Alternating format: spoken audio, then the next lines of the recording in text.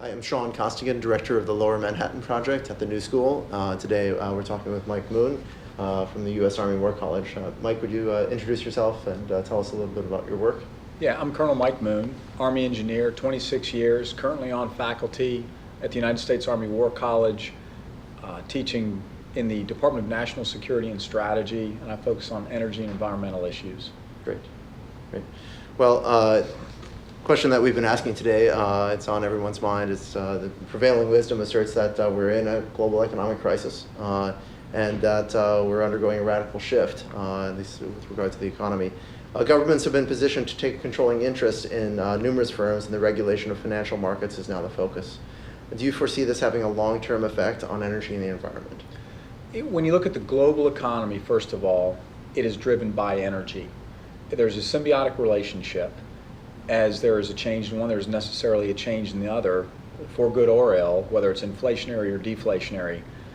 As supply drops in various industries and businesses, and you have reductions in energy consumption or energy demand, that has a very big effect on oil-producing countries.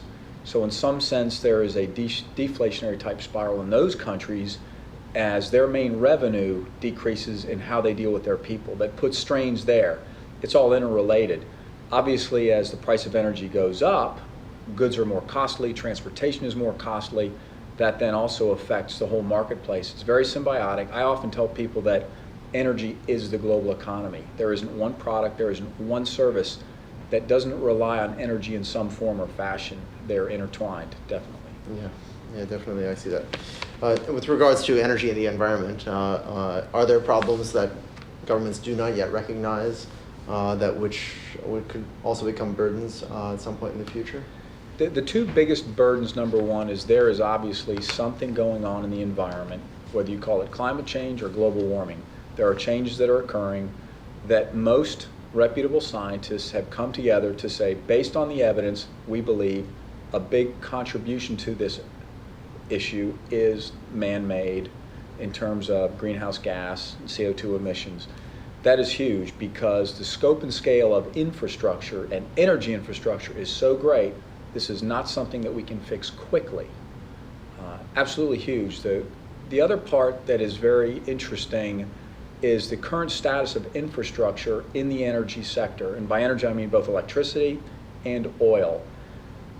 Most people just have no appreciation of how big a power plant is, or an oil refinery, how much it costs to operate, maintain, the chemicals, what we call perishables in the way of filters, things like that, and the capital expenses and capital requirements to improve it or to build new ones. They don't understand that a new refinery may take 3 to 6 years to build and may cost upwards of $7 to $8, $9, $10 billion. So the scope and scale people don't understand. Those two big issues are really going to have a huge impact over the next 5, 10, 15, 20 years if we don't make the right capital improvements. So the infrastructure side. Question two that always comes to mind is if you could do one thing now with respect to an uncertain future of energy, the environment, and economics, what would it be? A couple things. First of all, the United States obviously is a leader and has to be a leader. We have the wherewithal. We have the leadership. It's a matter of gaining the political will to back up the leadership to make some hard decisions. But one of the things we have to do internally is look at our whole system. We have to relook our subsidies and that whole structure, our regulations.